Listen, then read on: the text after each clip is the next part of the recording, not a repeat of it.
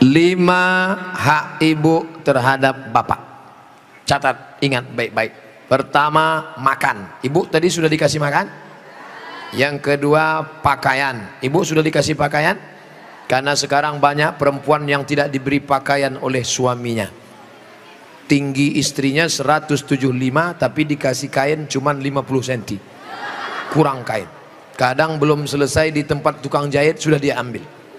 Kadang kainnya panjang, resleting belum dipasang. Pas jalan kelihatan. Ustadz kok tahu? Saya ngelihat. Ibu sudah dikasih makan, ibu sudah dikasih pakaian, ibu diberikan tempat tinggal yang layak menurut kemampuan masing-masing. Sudah? Keempat, ibu mesti diberi pendidikan. Yang ngajar ibu ngaji, bapak. Yang ngajar ibu sholat, bapak. Yang ngajar ibu akhlak, bapak. Bapak adalah guru di rumah.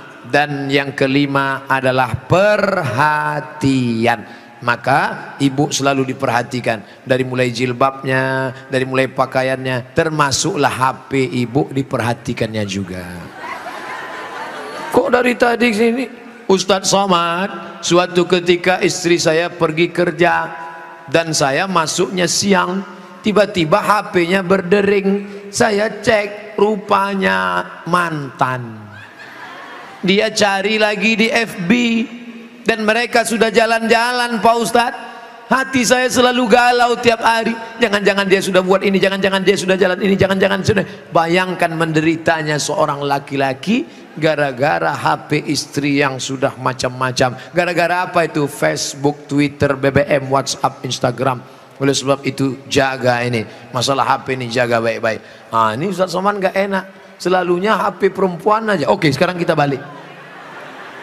Bagaimana dengan HP bapak-bapak yang lebih banyak perhatiannya ke HP, yang kata-katanya merayu, menggoda? Oleh sebab itu ini mesti dijaga. Kalau tidak, duduk bersama bapak sama ibu, duduk, HP-nya buat baliho besar-besar, judulnya mau dibawa kemana hubungan ini, atau buat besar-besar, jangan ada HP di antara kita. Saya mau nanya Pak Ustadz, gimana caranya mengelola keuangan keluarga secara islami jika suami istri bekerja? Ar-rijal, lagi-lagi Al-Quran. Semuanya yang menyelesaikan masalah ini Al-Quran. Ar-rijalu qawwamuna 'alan nisa. Laki-laki menjadi pemimpin bagi perempuan. Bima anfaqu min amwalihim, karena mereka mengeluarkan nafkah, biaya belanja. Makanya harta warisan laki-laki dapat 2 kali bagian perempuan. Ibu kalau 25, bapak dapat 50. Ibu kalau dapat 50, bapak dapat 100. Kenapa? Karena yang menanggung biaya pernikahan mahar bapak, yang menanggung sekolah anak bapak. Sekarang ibu memang anak orang kaya, punya ruko 2, rumah batu jendela kaca, punya bapak yang sudah sakit asma 2 hari lagi meninggal. Kaya. Si bapak juga punya duit yang sama. Bapak punya duit, ibu punya duit, menikah. Apa beda duit bapak dengan duit ibu? Dalam duit bapak ada hak ibu, tapi dalam duit ibu tidak ada hak bapak.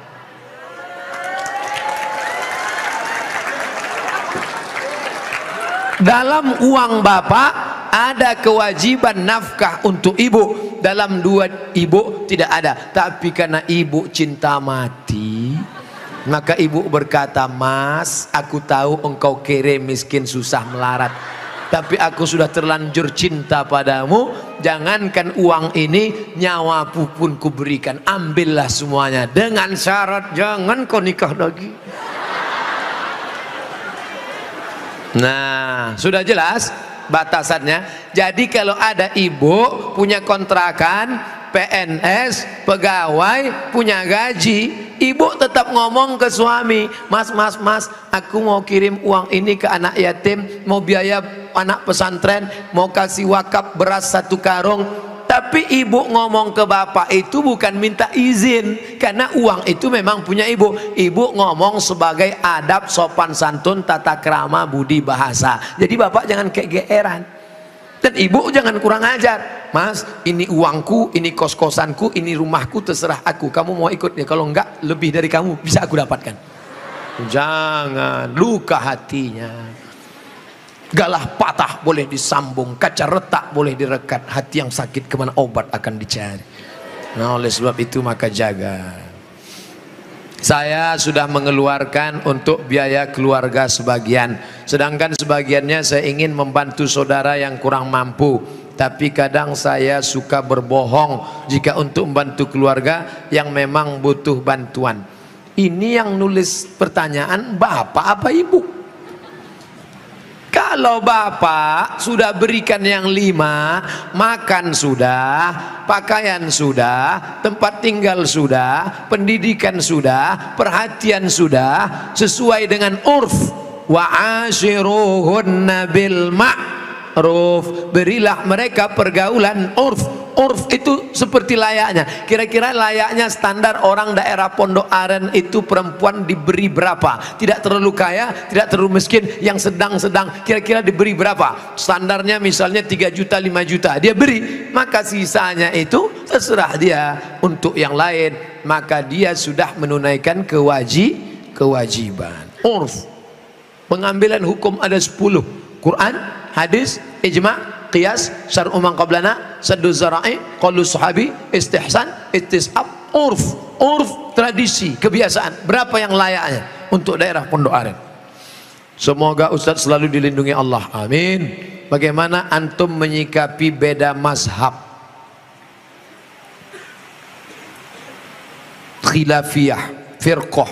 Bagaimana dengan ayat Allah, wa'tasimu bihablillahi jami'a, wa'tasimu, bersatulah, bihablillah, dengan tali Allah. Yang dimaksud tali Allah itu Islam, Al-Quran dan Sunnah. Adapun ijtihad ulama berbeda-beda, tapi kita di Indonesia sudah disepakati 3. Akidahnya Asy'ari, fikihnya Syafi'i, tasawufnya Sunni, Junaid al-Baghdadi dan Abu Hamid al-Ghazali. Saya ulang sekali lagi, Ahlussunnah wal Jamaah, akidahnya Asy'ari, fikihnya Syafi'i, tasawufnya Sunni, Abu Hamid al-Ghazali dan Junaid al-Baghdadi. Maka kita pegang yang itu. Saya belajar di Maroko 2 tahun, mazhabnya Maliki.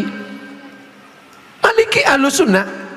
Pertama Hanafi, nomor 2 Maliki, nomor 3 Syafi'i, nomor 4 Hambali. Keempat-empatnya Ahlussunnah. Tapi ketika saya pulang kampung, saya tidak bawa mazhab Maliki.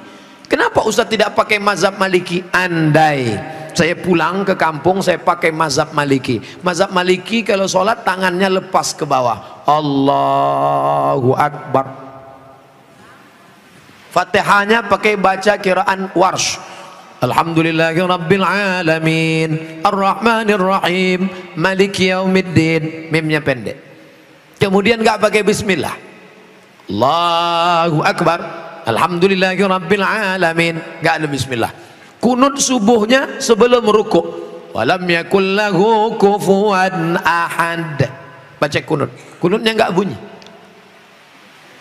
Andai saya buat sholat subuh seperti ini di masjid dekat rumah saya, Allahu Akbar, Alhamdulillahi Rabbil Alamin, Ar-Rahmanir Rahim, Maliki Yaumiddin. Selesai sholat pasti jamaah komplain semua, tolong sholatnya diulang, tadi imamnya ISIS. Menimbulkan fitnah karena mereka tidak tahu. Di sini diajarkan qiraat sab'ah mutawatirah, ditambah 3 masyhurah, ditambah 4 syazah, 14 qiraat dipelajari di sini. Ditambah lagi nagham, bayati, soba, nahawan, sika, jaharka, bayati, ras. Faham mereka tajwidnya. Tapi tidak semua masyarakat ngerti. Andai anak pesantren Al-Quraniyah sholat di luar masjid, dibacanya qiraat lain, walam yakul lahu kufuwan ahad, maka makmum dengar, wah ini aliran sesat ini.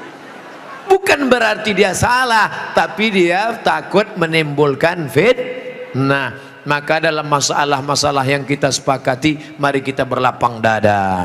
Adapun yang kita sudah berbeda, mari kita terima perbedaan selama dia masih Ahlus Sunnah wal Jamaah. Syekh Abdurrahman Sudes, Imam Masjidil Haram, selama di Makkah nggak pernah pakai bismillah jahar. Allahu Akbar. Bismillahirrahmanirrahim. Alhamdulillahi Rabbil Alamin Ar-Rahmanir-Rahim. Tapi begitu beliau jadi imam di Istiqlal, Allahu Akbar, Bismillahirrahmanirrahim. Loh, kok si Abdurrahman Sudes di Istiqlal pakai bismillah jahar? Dia tahu orang Jakarta mazhabnya Syafi'i. Mazhab Syafi'i bismillahnya jahar. Mazhab Hanafi Hambali bismillahnya sir. Bismillahirrahmanirrahim. Mazhab Maliki nggak pakai bismillah sama sekali. Ketiga mazhab ini Ahlus Sunnah wal Jamaah. Tapi kalau mayoritas masyarakatnya Syafi'i, jangan bawa mazhab lain karena khawatir memecah belah umat. Menjaga persatuan lebih diutamakan daripada mengamalkan mazhab. Begitu yang diamalkan oleh para ulama. Kan ulama mengkategorikan bid'ah ada dua, bid'ah hasanah. Pertanyaannya Ustaz, kan Rasul bersabda kullu bid'atin dhalalah, kullu bid'atin dhalalah wa kullu dhalalatin finnar. Hadis ini kata Imam Nawawi hadisnya umum, hadis umum. Tolong belikan saya ayam, tolong belikan saya ayam. Ayamnya umum, ayam penyet, ayam patah, ayam pop, ayam sungsang, ayam fried chicken, ayam panggang, ayam bakar, ayam kampung, ayam hutan. Ayam apa? Setelah di jalan dia bingung, ini ayam apa? Nelpon sekali lagi, ayam apa? Ayam pop. Maka yang pertama tadi umum dikhususkan oleh yang kedua. Begitu juga kata Imam Nawawi yang mensyarah hadis Sahih Muslim, kullu bid'atin dhalalah, semua yang bid'ah itu sesat, umum. Tapi kemudian dikhususkan oleh hadis, man sanna fil islami sunnatan hasanatan, siapa yang membuat tradisi yang baik, falahu ajruha, dia dapat pahalanya, wa ajru man amila biha, dan orang lain yang melakukannya selama tidak bertentangan dengan Quran dan Sunnah. Nah, sekarang ada orang mendefinisikan bid'ah hanya dengan 5 jari. Kalau tidak dilakukan Nabi, bid'ah. Kalau sudah bid'ah, masuk neraka. Kalau begitu pembahasannya, nanti kamu bisa memasukkan sahabat Nabi dalam neraka. Contohnya, ada sahabat Nabi yang sholat dari Isya sampai subuh ayatnya kul huwallah. Walil maghdubi alaihim waladdallin amin. Qul huwallahu ahad Allahu samad. Rakaat kedua qul huwallahu ahad Allahu samad. Rakaat berikutnya qul huwallahu ahad Allahu samad. Rakaat berikutnya qul huwallah. Itu pernah enggak dibuat Nabi? Enggak pernah. Kalau dipakai definisi, kalau enggak dibuat Nabi bid'ah, berarti salat pakai qul huwallah dari Isya sampai subuh bid'ah, masuk neraka. Nama sahabat Nabi yang salat begitu siapa? Qatadah bin Nu'man dalam kitab hadis Musnad Ahmad bin Hambal. Tapi perbuatan itu dibenarkan Nabi, sunnah takririyah. Oke, itu Nabi masih hidup. Bagaimana dengan Abu Hurairah? Abu Hurairah sebelum tidur malam menyimpul tali 2000 simpul tali dipakai bertasbih sebelum tidur malam. Subhanallah, subhanallah, subhanallah, subhanallah, subhanallah. Ada diajarkan Nabi, hai orang-orang beriman, sebelum kau tidur malam ambil tali jemuran, buat 2000 simpul, sebelum tidur petik 2000. Ada? Tidak ada. Jadi kalau didefinisikan, kalau tidak dibuat Nabi bid'ah, engkau sudah memasukkan sahabat Nabi ke dalam neraka, karena definisi yang singkat, yang pendek, pemiskinan. Oleh sebab itu ulama faham, sudah saya tulis lengkap dengan dalil-dalilnya, 444 halaman terkait masalah bid'ah, bid'ah, bid'ah. Tidak semudah itu saudaraku. Ada namanya Imam Ibnu Taimiyah. Imam Ibnu Taimiyah kalau selesai sholat subuh, dia tidak keluar masjid, dia melihat ke atas membaca Al-Fatihah sampai terbit matahari. Bismillahirrahmanirrahim, alhamdulillah rabbil alamin arrahmanirrahim maliki yaumiddin iyyaka na'budu wa iyyaka nasta'in, sampai terbit matahari. Itu tidak pernah dilakukan Nabi. Kalau dipakai definisi, kalau tidak dilakukan Nabi bid'ah, berarti Ibnu Taimiyah sudah membuat bid'ah karena membaca Al-Fatihah dari sejak sholat subuh sampai terbit matahari. maka jangan katakan bid'ah kalau tidak dibuat Nabi bid'ah. Ini tidak betul. Yang betul adalah kalau tidak ada dalilnya bid'ah. Selama ada dalil hadis qauli, hadis fi'li, hadis takriri, perbuatan sahabat, qiyas, ijma', maka perbuatan itu tidak bid'ah. Bagaimana pandangan Ustadz dengan laki-laki yang berambut panjang? Apakah itu termasuk menyerupai perempuan? Saya belajar ke salah seorang syekh. Ketika itu ada yang nanya, "Syekh, apa betul Nabi Muhammad itu rambutnya panjang?" Maka syekh menjawab, Nabi Muhammad itu tinggalnya di gurun pasir. Gurun pasir itu cuacanya panas. Maka kalau rambutnya pendek, nanti cahaya matahari kena ke kepala, maka dia bisa pusing, panas, dehidrasi, kurang cairan. Makanya Bapak Ibu ketika di Makkah disuruh pakai topi, pakai payung supaya jangan kena panas. Nabi kepalanya ditutup dengan 3. Yang pertama rambutnya. Rambut Nabi itu dari depan panjang sampai ke belakang. Yang kedua ditutup dengan qalansuah, topi. Setelah itu ditutup dengan imamah sorban. Kalau di atas kepala dililitkan namanya imamah. Kalau diletakkan di tengkuk namanya burdah. Kalau diletakkan di kepala seperti kerudung namanya ghutrah, bukan serben. Jadi Nabi kepalanya ditutupi dengan 3. Pertama rambutnya panjang sampai ke tengkuk, dari depan ini sampai ke tengkuk segini, tebal.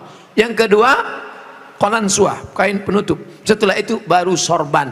Maka kita pun, kami pun ketika kuliah dulu di Arab pakai sorban. Pakai untuk apa? Supaya jangan kena panas terik. Musim dingin di bawah derajat 0, 5 derajat, 10 derajat, di bawah 0 dingin. Maka kepala juga ditutup pakai sorban. Sekarang kenapa Ustaz nggak pakai sorban? Saya sekarang kepanasan.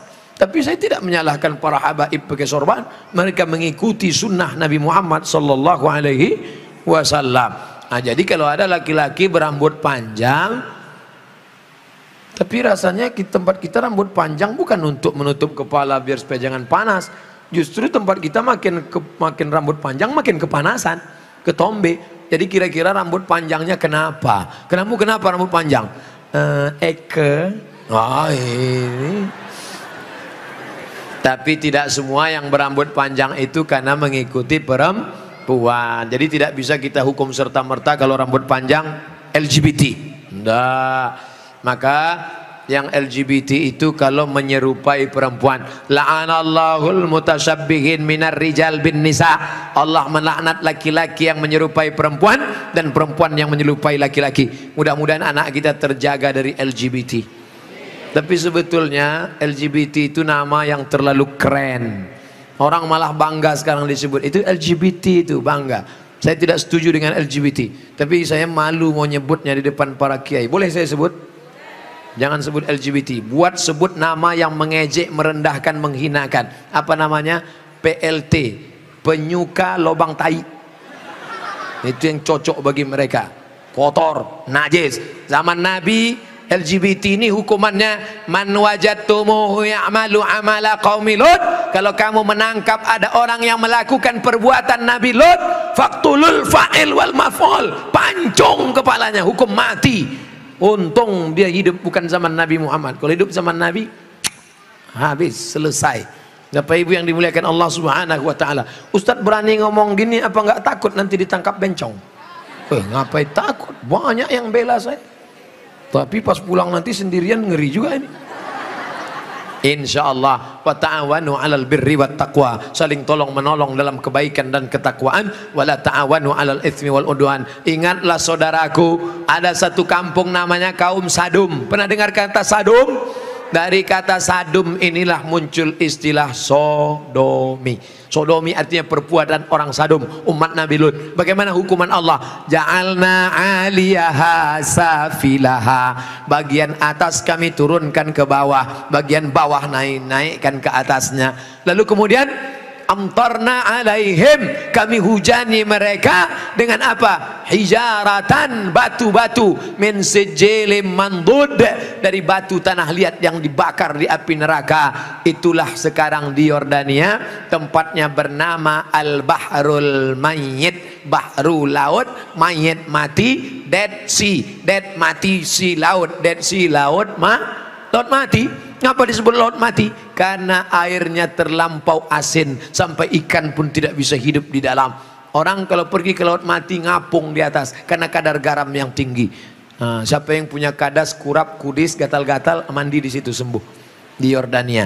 Bapak Ibu yang dimuliakan Allah Subhanahu wa taala, Pompei salah satu kampung yang diisi oleh homo. Lalu kemudian datang lahar dari bukit turun ke bawah, rata dengan tanah, sampai mereka berubah menjadi patung-patung batu karena ditimpa oleh lahar. Tidak sempat merubah ekspresi wajah orang homo yang mati dalam keadaan melakukan hubungan seksual terlarang, tak sempat merubah dari wajah kesakitan dengan wajah penderitaan. Begitu yang dialami masyarakat Pompei. Oleh sebab itu kita berdakwah, mengajak bukan karena benci, tapi karena ingin menyelamatkan supaya kita selamat. La ta'murunna bil ma'ruf, ajak mereka berbuat baik, wala tanhauna 'anil munkar, larang mereka jangan sampai melakukan perbuatan mungkar. Kalau kamu diam saja, aku tidak khawatir, kata Sayyidina Ali, aku tidak khawatir tentang betul dan batil, batil dan betul, karena dunia ini isinya betul dan batil. Yang aku khawatirkan adalah ketika kebatilan merajalela, orang yang betul diam. Karena orang betul diam, maka orang batil menyangka betul, yang betul menyangka batil, batil betul, betul batil. Orang yang betul diam, ibu yang betul diam, bapak yang betul diam, yang batil berkuar. Akhirnya yang batil merasa betul, orang yang betul diam 1000 bahasa. As-sakitu anil haq syaitan akhras. Orang yang betul tapi diam melihat kebenaran diinjak-injak, dia adalah syaitan akhras, setan bisu. Begitu kata Imam Abu Ali Ad-Daqqaq yang dikutip oleh Imam An-Nawawi dalam kitab Al-Minhaj Syarah Sahih Muslim Ibn Al-Hajjaj. Maka bersuaralah saudaraku, anak-anak muda, lawan kemungkaran ini. Terus berperang dengan HP-mu. HP-mu adalah senjata, bukan menebarkan kebencian, bukan menebarkan hoax, tapi dalam rangka watawasau bil haq watawasau bis sabr. Allahu akbar. Itulah kaji kita pada malam hari ini. Tausiah sudah 60 menit, menjawab pertanyaan 30 menit. Pas setengah 11, dari jam 9, 10, setengah 11 kita lanjutkan dengan membaca doa ala hazihin niyah al-fa